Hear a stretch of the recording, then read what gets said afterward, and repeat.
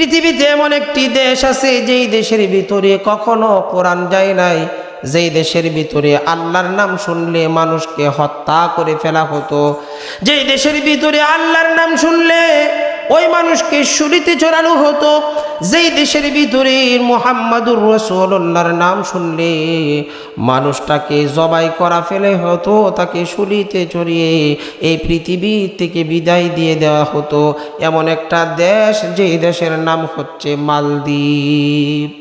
দেশটার নাম কি? মালদ্বীপের ভিতরে একটা ঘটনা ভাইরা আমার, এই মালদ্বীপের ভিতরে কোনো মসজিদ ছিল না, কোনো আলেম ছিল না, কোনো আল্লাহ বিরু মানুষ ছিল না, কোরআন পড়নেওয়ালা কোনো ব্যক্তি ছিল না। কারণ ওই দেশের বাদশার হুকুম ছিল যে আল্লাহ বলতে পারে এমন মানুষকে যদি কেউ ধরে দেয় তাহলে যেই মানুষটা আল্লাহ বলনেওয়ালা থাকবে তাকে শুলিতে চড়িয়ে দুনিয়ার থেকে বিদায় দিয়ে দেওয়া হবে। ওই রাষ্ট্রের ভিতরেও আল্লাহ কোরআনের বদৌলতে এখন পৃথিবীর মধ্যে সব থেকে বেশি মসজিদ আর মাদ্রাসা হলো আমাদের বাংলাদেশে। এরপরে মসজিদ আর মাদ্রাসার দিকে পৃথিবীর সব থেকে বেশি হচ্ছে মালদ্বীপের মধ্যে। সুবহানাল্লাহ। এটা কোরআনের বরকতে। আরব দেশ থেকে একটা জামাত যাইতেছিলেন স্টিমারে করে, বিশাল বড় সমুদ্র দিয়ে যাচ্ছিলেন। হঠাৎ করে যখন সমুদ্রের মাঝখানে স্টিমারটা চলে গেলেন, স্টিমারটা যাওয়ার পরে সমুদ্রের মাঝখানে যাওয়ার পরে সমুদ্রের ভিতরে একটা তুফান শুরু হয়ে যায়, ঝড় শুরু হয়ে যায়। স্টিমারের মধ্যে মুসলমান ছিল, মুসলমানদের একজন সন্তান ছিল, সে ছিল হাফেজ, তার নাম ছিল হাফেজ আবুল বারাকা। আর অনেক ধর্মের মানুষ ছিল। সবাই যখন ঘূর্ণিঝড় শুরু হয়ে গেল, তুফান যখন শুরু হয়ে গেল, সব মানুষগুলা যার জির রবদেরকে ডাকতেছে আর বলতেছে আমাদেরকে বাঁচাও, আমাদেরকে বাঁচাও। সেই স্টিমারের মধ্যে হাফেজ আবুল বারাকা নামে একজন হাফেজ ছিলেন। হাফেজ আবুল বারাকা আল্লাহকে ডাক দিয়া বলছেন, আল্লাহ আপনি না বলেছেন ইন্না নাহনু নাযালনা যিকরা ওয়া ইন্না লাহু লাহাফিজুন। আল্লাহ আপনি না বলছেন নিশ্চয়ই কোরআনকে হেফাজতের জিম্মাদারি, কোরআনকে হেফাজতের দায়িত্ব আপনি নিয়েছেন। আল্লাহ আজকে এই স্টিমারের মধ্যে ঝড় তুফানে সবাই আমরা মারা যাব। আল্লাহ আমি কোরআনের হাফেজ আবুল বারাকা, আল্লাহ আপনি যদি এই স্টিমারের এই ঝড়ের মধ্যে আমাকে আপনি না বাঁচান, আপনি যদি আমাকে রক্ষা না করেন, আল্লাহ কোরআনের বেইজ্জতি হয়ে যায়। আল্লাহ আপনি মেহেরবানি করে আমাকে এই ঝড় তুফানের মধ্যে, এই মহাসমুদ্রের মধ্যে আপনি আমাকে বাঁচিয়ে নেন। হাফেজ আবুল বারাকা আল্লাহর কাছে দোয়া করতেছে। হঠাৎ করে স্টিমারটা এত জোরে ঝড় তুফান উঠে গেছে, এত জোরে ঝড় তুফান উঠে গেছে, এক পর্যায়ে স্টিমারটা ডুবে গেছে। সব মানুষগুলা মহাসমুদ্রের মধ্যে হাবুডুবু খেয়ে মারা গিয়েছেন। হাফেজ আবুল বারাকাকে আল্লাহ রাব্বুল আলামিন কুদরতিভাবে, হাফেজ আবুল বারাকাকে আল্লাহ রাব্বুল আলামিন কুদরতিভাবে একটা তক্তার সাহায্যে আল্লাহ রাব্বুল আলামিন একটা দ্বীপের কাছে পাঠিয়ে দিলেন, যেই দ্বীপটার নাম হচ্ছে মালদ্বীপ। কাঁঠাল ইউনিয়নের ডবুলিয়া মধ্যপাড়া মৃত ব্যক্তিদের মাগফিরাত কামনায় বার্ষিক ওয়াজ মাহফিলের সম্মানিত সুযোগ্য সভাপতি, দেগার নেহায়াত কাবিল এহতেরাম হজরত বুজুর্গ উলামায়ে কেরাম, দূর দূরান্ত থেকে আগত আল্লাহ পাকের আশিকিন, জাকিরিন, মুহিব্বিন, মুসলিহিন, ইমানদার, মুত্তাকি, পরহেজগার ভাইরা, পর্দার আড়ালে আম্মাজান খাদিজাতুল কুবরা রাদিয়াল্লাহু তাআলা আনহার উত্তরসূরি, আম্মাজান আয়েশা রাদিয়াল্লাহু তাআলা আনহার উত্তরসূরি মা এবং বোনেরা, আমার সামনে বসা তরুণ এবং যুবক বন্ধুগণ,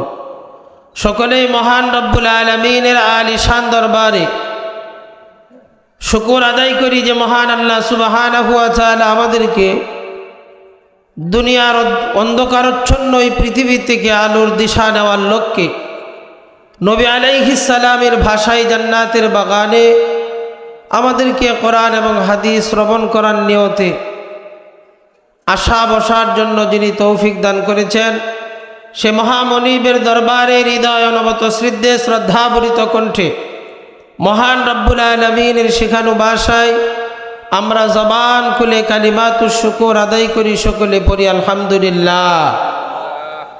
লক্ষ কোটি দরুদ ও সালাম বর্ষিত হোক আকামদার তাজেদারে মদিনা, বিশ্ব সবার সভাপতি শামসুল হিদায়া, বদরুদ্দুজা আফতাবে নবুয়ত, শায়েন শায়ের রিসালাত, হাবিবে কিবরিয়া মুহাম্মদে আরবি, সকলেই পড়ি সাল্লাল্লাহু আলাইহি ওয়াসাল্লামের উপর। মাইকওয়ালা ভাই, আপনি যে দুইটার সাউন্ড একটু কমায় দেন। এরই মনে হয় যে আমার কণ্ঠ ভাঙ্গা ভাঙ্গা, আমার কাছে মনে হইতেছে। এটা একটু কমায় দেন, না ঠিক করে নেন। আলহামদুলিল্লাহ, আমি আপনাদের এই ওয়াজ মাহফিলে 2 বছর ধরে শুরু হয়েছে। আল্লাহ শুকর, আমাকে 2 বছরই ইনভাইট করা হয়েছে। প্রথম বছরও আমি ছিলাম। আল্লাহর মেহেরবানিতে এই অধিবেশনও আমি আল্লাহ তাআলা মেহেরবানিতে আপনারা রেখেছেন। এজন্যে সম্মানিত মুসল্লিয়ানে কেরাম, আমরা যেহেতু আমি পুরান মুখ, নতুন মুখ যারা আসছেন তাদের কাছ থেকে আমরা মূল্যবান তকরিরগুলা শুনবো ইনশাআল্লাহ। আমি কিছু মুজাকারা করে চলে যাব, শরীরটা অনেক ক্লান্ত। আমি সেই 5 দিন ধরে আপনার শুক্রবার থেকে নিয়ে শুরু করে আজ অবধি পর্যন্ত এখনো আমি বাসায় আমার জায়গা দেখি নাই। রাতে একটু ভালো করে ঘুমাতেও পারি নাই, কোনো রাত্রি নাই। শুক্রবার দিন জুমার নামাজের পরে সেই যে কক্সবাজার মাহফিলে গেছি, অনেক দূর, শবে বরাতের রাত, মসজিদ রাই খাই চলে গেছে। জুমার নামাজ পড়ায়া ফ্লাইটে চলে গেছে। পরের দিন আবার ফ্লাইটে ঢাকায় আইসা, সেখান থেকে বগুড়ার থেকে আবার আপনাদের তারাকান্দা, ফুলপুর, আর সেখান থেকে গেছে কালকে রাত্রে এই যে হাওয়ার অঞ্চল কিশোরগঞ্জ নিকলি। আই রে বাবা, রে বাবা, হাওয়ার কারে কয়, এত মানে হাওর, এই জায়গায় মানুষ যে কেমনে বসবাস করে এটা আমার বুঝে আসে না। ওখান থেকে আবার রওনা দিছি আপনাদের উদ্দেশ্যে, এখানে আসছি। এই জন্য অল্প আলোচনা করব, আপনারা শুনতে রাজি আছেন তো ইনশাআল্লাহ? আপনার মাইক গেছে বছর যা, এবারও তা। গেছে বছরও আমি কথা বললেই শীষ মারছে, এই বছরও কথা বললেই শীষ মারে। এজন্যে বাবা, কথা একটু ভালো করে বলার জন্যে আগে মাইকটা দরকার। কি বলেন আপনারা? হ্যাঁ বাবারা, আপনারা কি আলেমদেরকে ভয় পান না ভালোবাসেন? আপনারা আমার কথা বুঝেন না? যে আপনারা আলেমদেরকে ভালোবাসেন না ভয় পান? আরে আস্তে কোনকে, জোরে কোন, ভালোবাসেন না ভয় পান? তে ভালোবাসার মানুষরে তো মানুষ কাছে নেয়, কি কোন? ভালোবাসার মানুষরে মানুষ কি নেয়? কাছে নেয়। তা আপনারা কেমন ভালোবাসেন আলেমদেরকে? এত দূরে প্রেম জমতাছে না রে বাপজানরা। কষ্ট যদি না মনে করেন তাহলে সামনে আইসা পড়েন। সামনে আসলেও ফজিলত আছে। বিশ্বনবী সাল্লাল্লাহু আলাইহি ওয়াসাল্লাম তার সাহাবীদেরকে তিনি বলছেন, ও সাহাবীরা শোনো, তোমরা যেই জায়গায় বসে ফরজ নামাজ আদায় করবা, যেই জায়গায় দাঁড়িয়ে, সেই জায়গাটাকে পরিত্রাণ করে বাদ দিয়ে সেই জায়গাটা অন্যত্র গিয়ে সুন্নত নামাজগুলো আদায় করো। যদি অন্যত্র গিয়ে সুন্নত নামাজগুলো আদায় করো, তাহলে আগে যেই জায়গার মধ্যে ফরজ আদায় করছিলা ওই জায়গাটার যেমন সাক্ষী হইছে, সুন্নত যেখানে গিয়ে পড়বা সেখানেও সেই জায়গাটার সাক্ষী হয়ে যাবে। এজন্যে ভাইরা আমার, সাক্ষী বাড়ানোর দরকার আছে না নাই? এই যে যুবকরা এনে বইছে, যুবকরা না এই জায়গায় বসবে, কি বলেন? আপনারা কি বলেন? যুবকরা বসবে এখানে, কারণ দেশ তো এখন যুবকদেরই হাতে, কি বলেন? এর আপনারা কথাও কন না দেখি, এটা কি দেশই তো এখন যুবকদের হাতে, কি বলেন? এই জোরে কোন ঠিক কিনা? দেশই তো যুবকদের হাতে। এই যুবকেরা যখন আবার ইসলামের পতাকাকে উত্তীর্ণ করার চেষ্টা করবে, এদের প্রচেষ্টায় আল্লাহ এই বাংলাদেশের ভিতরেও ইসলামের পতাকাকে আল্লাহ উত্তীর্ণ করে দিবেন। কথা বলেন ঠিক কিনা? এজন্য যুবকদের আওয়াজ, মুসলমানদের আওয়াজ, এদের আওয়াজ তো থাকবে জুড়ে, কণ্ঠনালী আটকানোর কোনো সুযোগ নাই। কারণ জমিন আল্লাহর, গোলামি হবে কার? সবাই কনা জমিন কার? গোলামি হবে কার? জমিন যদি আল্লাহর হয়, গোলামি যদি আল্লাহর হয়, তাহলে আল্লাহর গোলাম আল্লাহকে ছাড়া পৃথিবীর কোনো মানুষকে ভয় পাইতে পারে? কথা বলেন ঠিক কিনা? যুবকরা কথা বলো। হ্যাঁ, তখন এখন বোঝা যায় যে আছে মানুষ। সম্মানিত ভাইয়েরা আমার, আজকের এই ওয়াজ মাহফিল আপনারা এটা প্রতি বছর করবেন, নিয়ত করছেন। এটার মাধ্যমে বিভিন্ন দেশ থেকে উলামায়ে কেরাম আসবেন, কথা কোরআন এবং হাদিসের কথা বলবেন। এই দিকটা ভালো না খারাপ? জোরে বলেন, ভালো না খারাপ? এই মাহফিলটা প্রতি বছর হোক, এটা আপনারা চান তো? কোরআন হাদিসের আলোচনা হবে, কোরআনের মজমা হবে, এখানে রহমত নাজিল হবে, সাকিনা নাজিল হবে, কবরবাসীদেরকে আল্লাহ মাফ করবে। এর উসিলায় আল্লাহ পুরা এলাকার ভিতরে রহমত আল্লাহ ছিটিয়ে দিবেন, বর্ষণ করবেন। এই জন্যে এই মাহফিল প্রতি বছর হওয়ার দরকার আছে না নাই? যদি থাকে আমার বাপজানেরা, যারা এখনো মাহফিলে আসছেন না, যে একটু পরে যাই, তা আপনারা আপনাদেরকে অনুরোধ করে বলবো চলে আসেন। আগের থেকেই শুরু, মিষ্টি বিতরণ শুরু হয়ে যাইতেছে। পরে আইলে আপনি একটা কম পাইবেন। কথা বলেন ঠিক না বেঠিক? হ্যাঁ, পরে আইলে আপনি কম পাইবেন। এই জন্য বেশি পাওয়ার লাইগা আগের থেকেই আসা লাগবো। মসজিদে জিলাপি দিতেছে, কয় যে আগে গে খারো, যদি আগে খারস একবার নিতারস, আবার যদি ঘুইরা ফিরা এটা আর এক জায়গায় লুগায়া যদি আবার আইতারস, তো তোর চিহ্ন নাই, তো তুই আবার ফেলাইবি। কথা কর ঠিক কিনা? তো মানুষ যদি সালাক এটা হয়, তো ভাইয়েরা আমার, মাহফিল শুরু হয়ে গেছে, রহমত বর্ষণ শুরু হয়ে গেছে। আগে চলে আসা, শেষে আখিরের মুনাজাত করে আল্লাহর দেওয়া রহমত নিয়ে, আল্লাহর দেওয়া গুনাহ মাফ নিয়ে আমরা বাড়িতে ফিরবো ইনশাআল্লাহ। কোরআন হাদিসের মজমার দ্বারা আমাদের দেশের লাভ আছে না নাই? বলেন, কোরআন হাদিসের মজমার দ্বারা লাভ আছে না নাই? কোরআনের আলেম দ্বারা লাভ আছে না নাই? কোরআন যদি পৃথিবীতে না থাকে, তাহলে পৃথিবীর যে শৃঙ্খলা আছে, এই শৃঙ্খলা নষ্ট হয়ে যাবে। আগের মতো কাফের আর মুশরিকরা এই দেশকে দখল করবে, আল্লাহর আযাব আসবে, কিয়ামত কায়েম হয়ে যাবে। এই জন্য কোরআনের মজমা, কোরআনের আলেম, এগুলাকে টিকিয়ে রাখার দরকার আছে না নাই? কোরআন যেই জায়গার ভিতরে এই পর্যন্ত গিয়ে ছোঁয়া লেগেছে, কোরআনের বদৌলতে আল্লাহ রব্বুল আলামিন ওই জায়গাটাকে দামি বানিয়ে দিয়েছে। সুবহানাল্লাহ।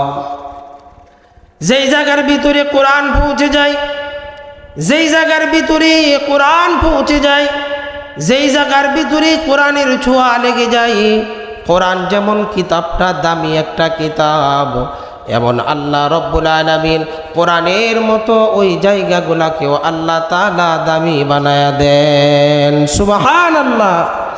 এই জন্যে ভাইয়েরা আমার, যেই জায়গায় কোরআন পড়া হয়, যেই জায়গায় কোরআন শেখা হয়, যেই জায়গায় কোরআন, তার সিনায় কোরআন ঢোকার কারণে তার সিনার ভিতরে কোরআনে পাকের অক্ষরগুলা পৌঁছার কারণে আল্লাহ সুবহানাহু ওয়া তাআলা পুরা দেহটাকে দামি বানায় দেয়।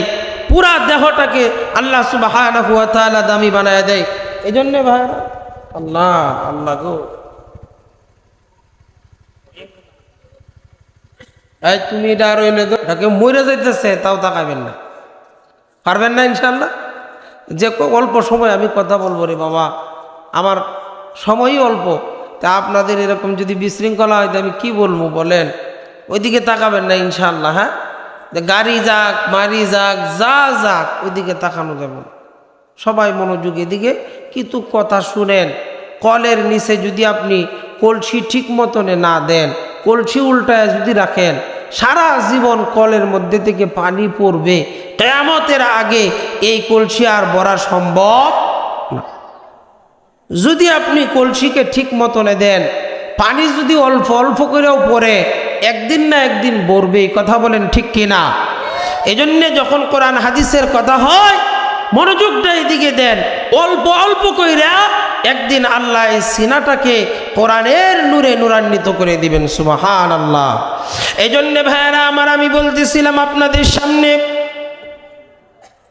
কোরআনের কারণে আল্লাহ রব্বুল আলামিন যেমন একটা মানুষকে দামি বানায় দেন, কোরআনের কারণে আল্লাহ রব্বুল আলামিন বহু জায়গাকে আল্লাহ তাআলা পরিবর্তন করে দেন। যেই জায়গার ভিতরে কোরআন গিয়েছে, যেই জায়গার ভিতরে কোরআনের ছোঁয়া লেগেছে, ওই জায়গাটাকে আল্লাহ রব্বুল আলামিনের মেহেরবানিতে, আল্লাহ রব্বুল আলামিনের দয়ায় আল্লাহ সুবহানাহু ওয়া তাআলা কোরআনের মতো সম্মানিত জায়গা বানিয়ে দিয়েছেন। মক্কা মদিনার দাম আছে না নাই?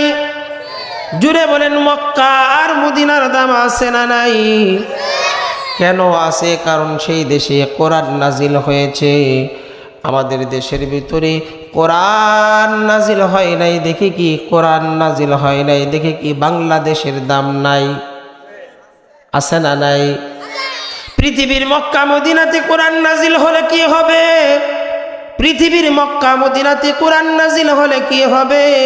সারা বিশ্বের ভিতরে কয়েক বছরের মধ্যে বাংলাদেশের সন্তানরা সারা বিশ্বের ভিতরে প্রথম স্থান অধিকার করে বিজয় চিনিয়ে নিয়ে আসতেছে, কথা বলেন ঠিক কিনা?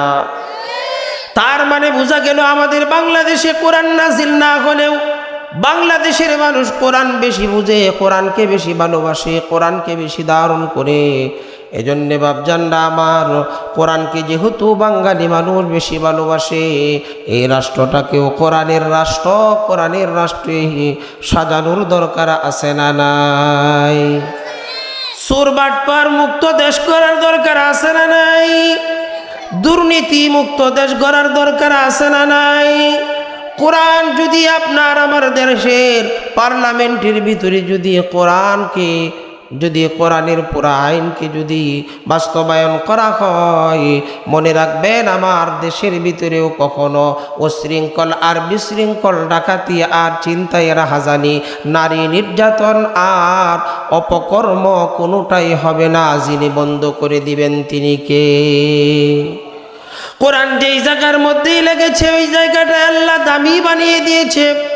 পৃথিবীতে এমন একটি দেশ আছে যেই দেশের ভিতরে কখনো কোরআন যায় নাই, যেই দেশের ভিতরে আল্লাহর নাম শুনলে মানুষকে হত্যা করে ফেলা হতো, যেই দেশের ভিতরে আল্লাহর নাম শুনলে ওই মানুষকে ছুরিতে চড়ানো হতো, যেই দেশের ভিতরে মুহাম্মাদুর রাসূলুল্লাহর নাম শুনলে মানুষটাকে জবাই করা ফেলে হতো, তাকে ছুরিতে চড়িয়ে এই পৃথিবী থেকে বিদায় দিয়ে দেওয়া হতো, এমন একটা দেশ, যেই দেশের নাম হচ্ছে মালদ্বীপ। দেশটার নাম কি?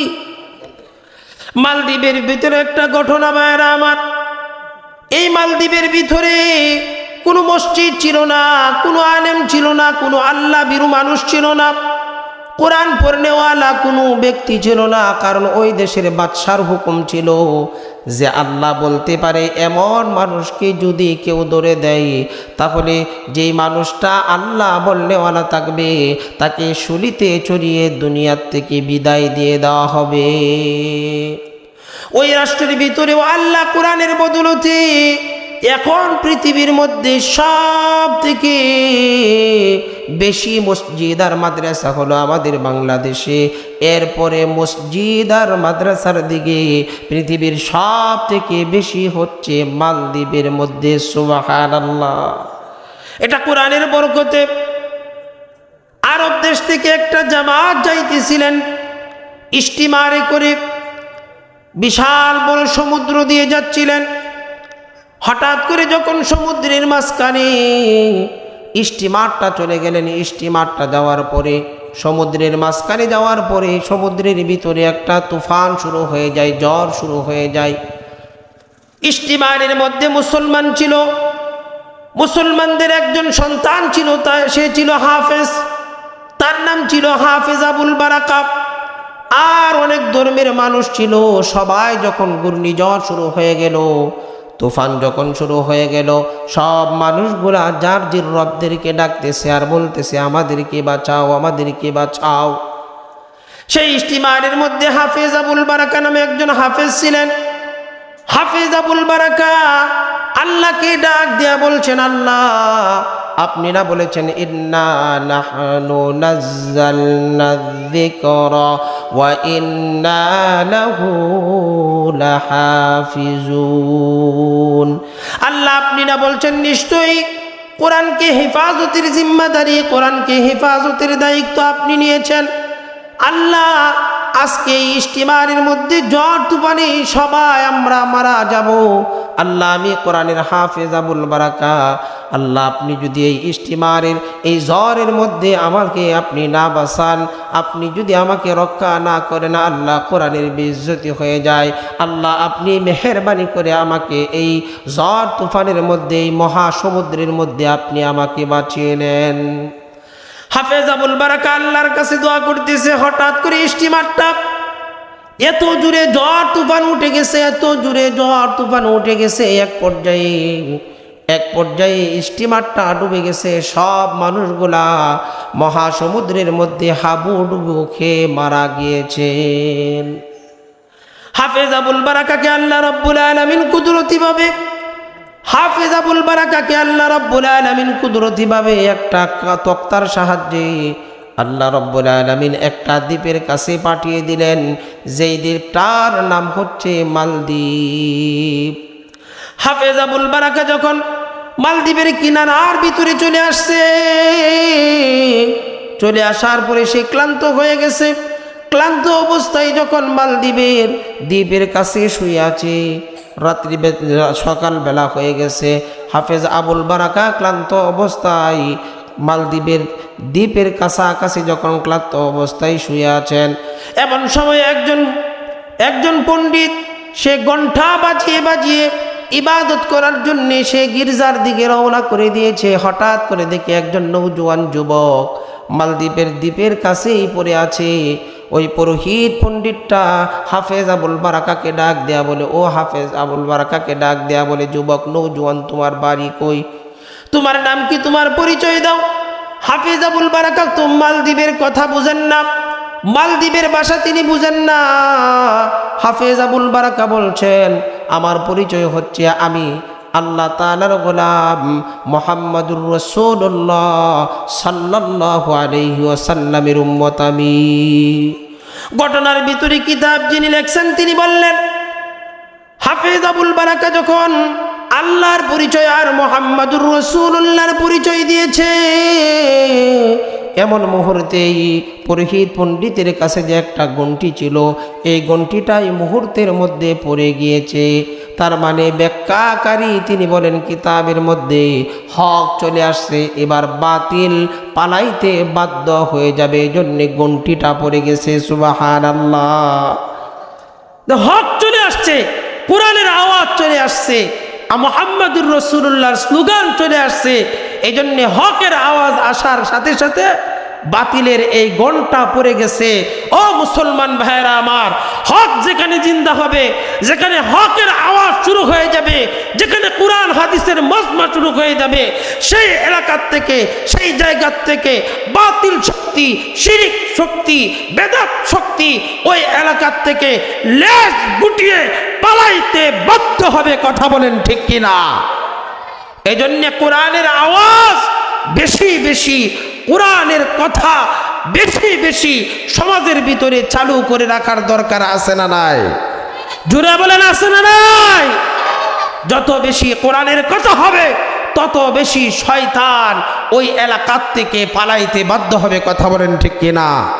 এই জন্য কোরআনের আওয়াজ যত বেশি তত বেশি রহমত যিনি নাজিল করবেন তিনি কে? আর আসতে বললেন কেন? চিল্লায় বলেন তিনি কে? আপনারা কি আল্লাহর নাম নিতে ভয় পান নাকি? হ্যাঁ, আল্লাহর নাম নিতে আমরা আল্লাহর গোলাম, আমাদের ভয় পাওয়ার কোনো কারণ নাই।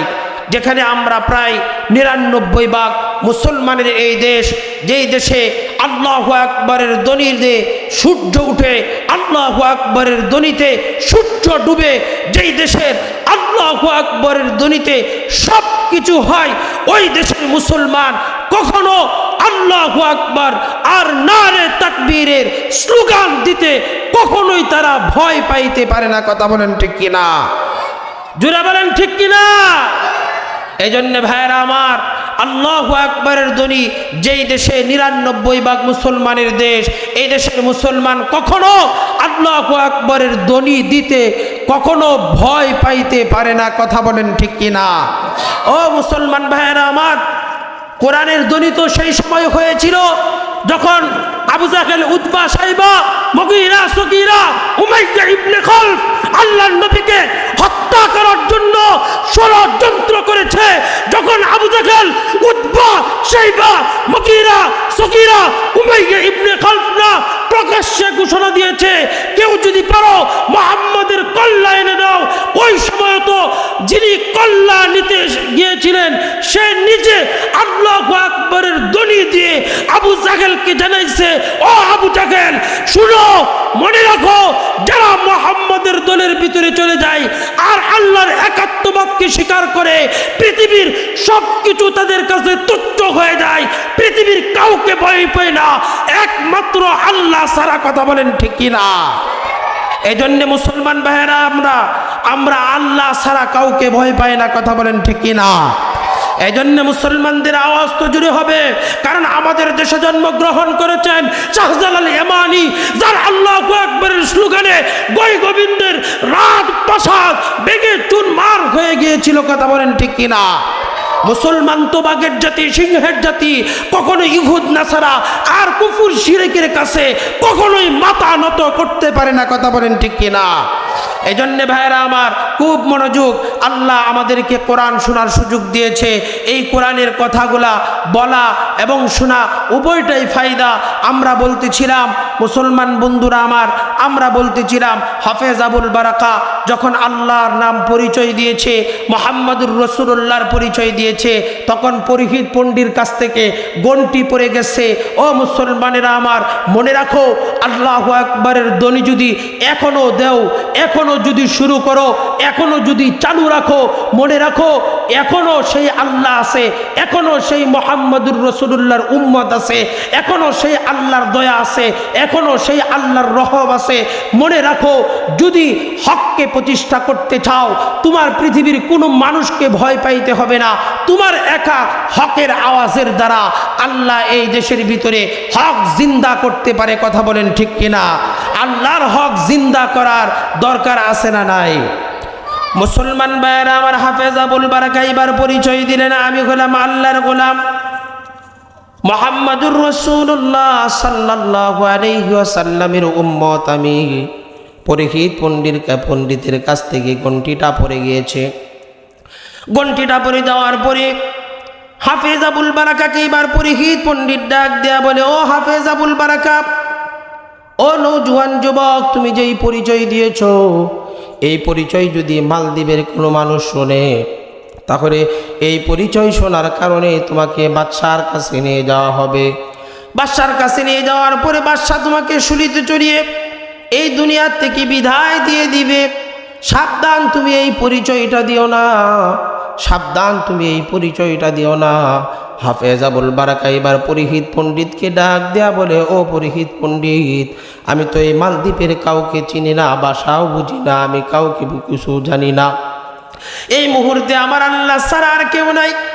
দ্বিতীয়, তুমি আমাকে আশ্রয় দিতে পারো, তুমি আমাকে রক্ষা করতে পারো। এক নাম্বার তো আমার বড় সুন্দর, আমার দেহের ভিতরে এখনো দাড়ি উঠে নাই, চুল উঠে নাই। মাগো, পুরোহিত পণ্ডিত বাদশাহ যেই পোশাক আদি বধূর সাজ পরিধান করার জন্য দিয়ে গিয়েছে, আপনি মেহেরবানি করে সেই পোশাকগুলো আপনি আমার গায়ের ভিতরে পরিধান করাইয়া দেন। বাদশাহ কোশ্চিন কালেও বুঝতে পারবে না আমি মেয়ে না পুরুষ, কারণ আমার চেহারা বড় চমৎকার। আপনাদের মালদ্বীপের মানুষ আমার মতো চেহারা সুন্দর আর কেউ নাই। মহিলা ডাক দেয়া বলে, এটা কোনোভাবেই সম্ভব না, কারণ যদি কখনো বাচ্চা এটা জানতে পারে তখন তোমাকে তো দুনিয়া থেকে বিদায় নিতেই হবে, সাথে সাথে আমার এবং আমার মেয়ের দুইজনকেও এই দুনিয়া থেকে বিদায় নিতে হবে, আমাদেরকে হত্যা করে ফেলবে। হাফেজ আবুল বারাকা ডাক দিয়া বলেন, না গো মা, আপনি দেন না। বারবার যখন এভাবে কাকুতি মিনতি হাফেজ আবুল বারাকা করছেন, এক পর্যায়ে মহিলার মেয়েটা ডাক দেয়া বলে, মা গো, ভাইজান যেহেতু বলছে তাকে আপনি একটু বধূর সাজ পরাইয়া দেন না কেন? আমার মনে হয় ভাইজান এই কাজের ভিতরে সাকসেসফুল হয়ে যাবে। মহিলা এবার হাফেজ আবুল বারাকাকে নববধূর সাজ পরিধান করায় দেওয়া হয়েছে। সুন্দর করে পরিধান করিয়ে দেওয়ার পরে পরের দিন সকালবেলা এবার বাদশার পক্ষ থেকে সেনাবাহিনীর লোক আসছে, প্রশাসনের লোক আসছে। আইসায় যখন এই মহিলাকে নিয়ে যাওয়া হবে, মহিলাকে নিয়ে যাওয়ার আগে একটা চেক করা হয়, তাকে একটা তদন্ত করা হয়, সব কিছু পরিধান করা হয়েছে কিনা একটা তদন্ত করা হয়। এমন মুহূর্তে হাফেজ আবুল বারাকা আল্লাহকে ডাক দেয়া বলে, আল্লাহ, এই দেশের ভিতরে একটা কুসংস্কার চলতেছে রে মালিক, এই কুসংস্কারটা দূর করার জন্যে আপনি আমাকে এই বাদশার সেনাবাহিনী, এই বাদশার প্রশাসন থেকে আল্লাহ আপনি হেফাজত করেন। আল্লাহ রব্বুল আলামিন হাফেজ আবুল বারাকার দোয়া কবুল করে ফেলেছে। প্রশাসনের একজন লোক ডাক দেয়া বলে, এতদিন পর্যন্ত, এত বছর পর্যন্ত কত মহিলাকে বধূর সাজ পরিধান করাইয়া আমরা গির্জার ভিতরে ঢুকিয়েছি, সবাই হাউমাউ করে কেঁদেছে, কেউ যাইতে চায় নাই। এই মহিলাটা বড় ভদ্র মহিলা, এই মহিলাটা বড় ভদ্র মহিলা, এই মহিলাকে চেক করার কোনো প্রয়োজন নাই, তাকে কোনো তদন্ত করার দরকার নাই, তাকে গাড়ির ভিতরে তুলে দেওয়া হোক। হাফেজ আবুল বারাকাকে এবার গাড়ির ভিতরে তুলিয়ে দেওয়া হলো। বাদশার দরবারে যখন হাফেজ আবুল বারাকাকে নিয়ে যাওয়া হলো, হাফেজ আবুল বারাকাকে একটা ঘরের ভিতরে আবদ্ধ করে দেওয়া হলো। বাদশাহ সেখানেও মহিলা দিয়ে তদন্ত করবে, মহিলা দিয়ে তদন্ত করে হাফেজ আবুল বারাকাকে তারপরে সেই গির্জার ভিতরে ঢুকানো হবে। হাফেজ আবুল বারাকা যখন এই কথা বুঝতে পারলেন এখনো তাকে আবার তদন্ত করা হবে, এমন মুহূর্তে হাফেজ আবুল বারাকা আল্লাহর কাছে তিনি দোয়া করলেন, আল্লাহ, তুমি ছাড়া কেউ আমাকে বাঁচাইতে পারবে না। আল্লাহ, তুমি যদি আমাকে না বাঁচাও তাহলে কে বাঁচাবে? আল্লাহ, আমার মাধ্যমে এই দুনিয়া, এই মালদ্বীপের ভিতরে আপনি কোরআনের রাজ কায়েম করে ফেলেন। হাফেজ আবুল বারাকার দোয়া আল্লাহ তাআলা কবুল করে নিয়েছেন। যখন মহিলাদেরকে পাঠিয়ে দেওয়া হবে, এমন মুহূর্তে কথা বলেন কেন আপনারা? ইশারা ইশারা ইশারা। হাফেজ আবুল বারাকা আল্লাহর কাছে যখন দোয়া করলেন, আল্লাহ রাব্বুল আলামিন বাদশার গিন্নির অন্তরের ভিতরে আল্লাহ রাব্বুল আলামিন তার গিন্নির হৃদয়টাকে নরম করে দিলেন। বাদশাকে ডাক দেয়া বলে, ওগো বাদশাহ, আপনি না আমার, আপনি না আমার, আমি না আপনার, কহ তুমি আমার আমি তোমার। গিন্নি ডাক দেয়া বলে, এতদিন পর্যন্ত আপনার কাছে আমি কোনো কিছু আবদার করছি? বাদশা ডাক দেয়া বলে, না না না, তুমি কোনো কিছু আবদার করো নাই। বাদশা আর গিন্নি এবার ডাক দেয়া বলে, বাদশা গো, আমার একটা আবদার ছিল, আপনি রাখবেননি? বাদশা বলে, তুমি আমার প্রাণের গিন্নি, তুমি যদি একটা আবদার করো, একটা কেন 10টা আবদার আমি রাখতে রাজি আছি। আমাদের দেশের যুবকরাও দেখবেন গিন্নির মন রাখার জন্যে মা বাবাকে ঘর থেকে বের করতেও তারা দ্বিধাবোধ করে না। কথা বলেন ঠিক কিনা? কথা বলেন ঠিক কিনা? গিন্নি এবার ডাক দেয়া বলে, বাদশা, ও বাদশা, তোমার কাছে আমি সোনা চাই না, রূপা চাই না, কোনো অলংকার চাই না, তোমার কাছে কোনো সম্পদ চাই না, আমার একজন বোনের ইজ্জত চাই। বাদশা এবার ডাক দেয়া বলে, কার ইজ্জত চাও? কয়, আপনি এই নববধূকে হত্যা করার জন্য গির্জার ভিতরে ঢুকান, আমার কোনো আপত্তি নাই, কিন্তু আমার একটা আপত্তি, এতদিন পর্যন্ত যত মহিলাকে আপনি গির্জার ভিতরে নিয়েছেন সব মহিলাগুলা অশৃঙ্খল আর বিশৃঙ্খল ছিল। আমার এই বোনটা সে অশৃঙ্খল না, বিশৃঙ্খল না। আমার মনে চাচ্ছে এত সুন্দর একজন নম্র ভদ্র মানুষকে যদি আপনি মহিলা দিয়েও সেভ করান, তারপরেও আমার মনে হয় আমার বোনের ইজ্জতের ভিতরে আঘাত লেগে যাবে। বাচ্চার গিন্নি যখন এই কথা বললেন, বলার পরে বাচ্চা বললেন সেক করার দরকার নাই, তাড়াতাড়ি গির্জার ভিতরে ঢুকিয়ে দাও। এবার হাফেজ আবুল বারাকাকে গির্জার ভিতরে ঢুকিয়ে দেওয়া হলো।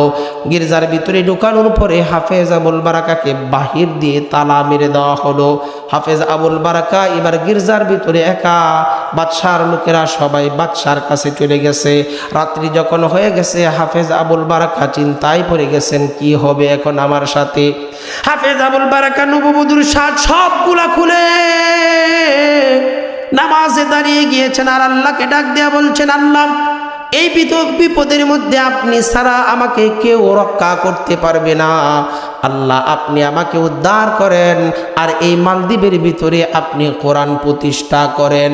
হাফেজ আবুল বারাকার দোয়া আল্লাহ তাআলা কবুল করে নিয়েছেন।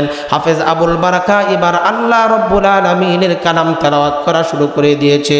যখন মধ্য রজনী হয়ে গেছে, হাফেজ আবুল বারাকা শুনেন সাগরের মাঝখান থেকে কে যেন হুমরি খায়া বিরাট গর্জন তুলে হাফেজ আবুল বারাকার দিকে আসতেছেন। হাফেজ আবুল বারাকা যখন এইটা শুনতে পাইলেন, হাফেজ আবুল বারাকা যখন আওয়াজ শুনতে পাইলেন, তখন হাফেজ আবুল বারাকা আল্লাহর কালাম আরো জোরে তেলাওয়াত করা শুরু করে দিয়েছেন। সেদিক দিয়ে দানব লড়াই করতেছে, হাফেজ আবুল বারাকার কাছে আসবে। হাফেজ আবুল বারাকার কাছে আসার জন্যে দানব যত বেশি হাউমাউ করে, হাফেজ আবুল বারাকা তার থেকে বেশি জোরে কোরআন তেলাওয়াত করে। সুবহানাল্লাহ। হাফেজ আবুল বারাকার কোরআন তেলাওয়াত এত জোরে তিনি কোরআন তেলাওয়াত করা শুরু করলেন। দুইজনের ভিতরে যখন মোকাবেলা শুরু হয়ে গেল, মোকাবেলার ভিতরে এক পর্যায়ে হাফেজ আবুল বারাকার কোরআনের আওয়াজের কাছে দানব পরাজিত হয়ে সমুদ্রের ভিতরে ধ্বংস হয়ে নিমজ্জিত হয়ে গেছেন। সুবহানাল্লাহ। আরো জোরে বলেন সুবহানাল্লাহ। এই মুসলমানেরা, সুবহানাল্লাহ বলতে লজ্জা লাগেনি? এই মিয়া লজ্জা লাগে সুবহানাল্লাহ বলতে? জোরে বলেন সুবহানাল্লাহ। নবীজি বলছেন, যদি কেউ এই পৃথিবীতে একবার সুবহানাল্লাহ পড়ে, তাহলে আসমান আর জমিনের মাঝখানে যত ফাঁকা জায়গা আছে সমস্ত ফাঁকা জায়গা আল্লাহ নেকি দিয়ে ভরপুর করে দেন। সুবহানাল্লাহ। শুধু কি তাই, নবীজি বলছেন কেউ যদি একবার সুবহানাল্লাহ পড়ে, তাহলে মিজানের একটা পাল্লা আল্লাহ নেকি দিয়ে ভরপুর করে দেন। বলেন সুবহানাল্লাহ। শুধু কি তাই, নবীজি বলছেন কেউ যদি সুবহানাল্লাহর পরে আলহামদুলিল্লাহ পড়ে, তাহলে মিজানের দুটোটা পাল্লা আল্লাহ নেকি দিয়ে ভরপুর করে দেন। সুবহানাল্লাহ। এই জন্য সুবহানাল্লাহ আলহামদুলিল্লাহ বলার দরকার আছে না নাই? আছে। জোরে বলেন আছে না নাই? আছে। আরে মাঝে মাঝে আওয়াজ দিয়েন। কি মনে করছেন শুধু আবু জাহেলের সময়, নবীজির সময় খালি আবু জাহেলের মতো মানুষ ছিল? এখন কি আবু জাহেলের মতো মানুষ আছে না? আর কথা কোন আছে না নাই? এরারে মাঝে মাঝে আল্লাহু আকবরের ধ্বনি দিয়া ভয় দেখানোর দরকার আছে না নাই? কথা কয় না আছে না নাই? আছে। এই জন্য কথা বলতে হবে রে বাপজান। হাফেজ আবুল বারাকা যখন মোকাবেলা করে কোরআন দিয়ে সে জিতে নিয়েছে, সকালবেলা এবার লাশ বের করার জন্য বাদশার লোকেরা দরজার তালা খুলেছে। খোলার পরে দরজা খোলার পরে দেখে মানুষ তো পরিবর্তন হয়ে গেছে। ব্যাপার কি, মহিলা রেখে গেলাম, দেখি এখন নৌজওয়ান যুবক দাঁড়িয়েছে। যখন পুরোহিত পণ্ডিতের লোকেরা অর্থাৎ বাদশার লোকেরা যখন পরিবর্তন দেখলেন, সবাই বললেন শয়তান আসছে রে, শয়তান আসছে। পরিবর্তন হয়ে গেছে। পরিবর্তন হয়ে যাওয়ার কারণে তারা ভয় পাইছে। ভয় পায়া তাড়াতাড়ি নৌজওয়ান যুবককে রেখে দরজা বন্ধ করে দিয়ে পলাইতেছে আর বলতেছে জিন আসছে, জিন আসছে। কথা কন কি আসছে? জিন আসছে। হাফেজ আবুল বারাকা কো জিন না রে, জিন না। দরজাটা খুলো, আমি মানুষ। হাফিজ আবুল বারাকা বললেন, হাফিজ আবুল বারাকাকে তারা বললেন, ব্যাপার কি, রেখে গেলাম মহিলা, তুমি আসলা কেমনে? হাফেজ আবুল বারাকা বললেন, তোমরা মহিলা রেখে গিয়েছ না, তোমরা একজন নওজোয়ান যুবককে রেখে গিয়েছ। আমি সেই হাফেজ আবুল বারাকা, আল্লাহর গোলাম, কোরআনের হাফেজ। কয় কেমনে কি করলা? কয় সব কিছু বলমু, তোমরা আমাকে তোমাদের বাদশার কাছে নিয়ে চলো। বাদশার কাছে চলে যাও, বাদশার কাছে আমাকে নিয়ে চলো। হাফেজ আবুল বারাকাকে এবার বাদশার কাছে নিয়ে যাওয়া হলো। হাফেজ আবুল বারাকাকে বাদশা জিজ্ঞাসা করলেন, কেমনে কি হলো একটু খুলে বলো না। হাফেজ আবুল বারাকা এবার পুরা ঘটনা খুলে বললেন। বাদশার দরবারে তখন 3 থেকে 350 মানুষ ছিল। হাফেজ আবুল বারাকার কোরআনের কারিশমার কথা শুনে একসাথে 3 থেকে 350 মানুষ কালিমা পড়ে মুসলমান হয়ে গেছে। সুবহানাল্লাহ বলেন। এজন্য ভাইরা আমার, কোরআনের বরকতে যদি একটা দেশের ভিতরে একবারে 350 মানুষ কালিমা পড়ে মুসলমান হয়ে যেতে পারে, ওই রাষ্ট্রের মধ্যে যদি মসজিদ আর মাদ্রাসা বেড়ে যেতে পারে, আমাদের দেশের ভিতরেও যদি কোরআনের মাহফিল যত বেশি হবে, তত বেশি কোরআন বাস্তবায়ন যিনি করে দিবেন তিনি কে? এ মুসলমান ভাইরা আমার, গাবে ও মুসলমান ভাইরা আমার, আল্লাহর দেওয়া জবান দিয়ে বলেন, আজকে থেকে গোলামি করব কার? আল্লাহর দেওয়া জবান দিয়ে বলেন, গোলামি করব কার? দিন প্রতিষ্ঠা করব কার? কোন ভারতের এজেন্ডার দিন বাস্তবায়ন আমরা করব না, জোরে বলেন ইনশা। আগামীর দেশ, আগামীর বাংলাদেশ কোরআনের বাংলাদেশ হোক, এটা চান কে কে? একটু হাত তুলে আল্লাহকে দেখান।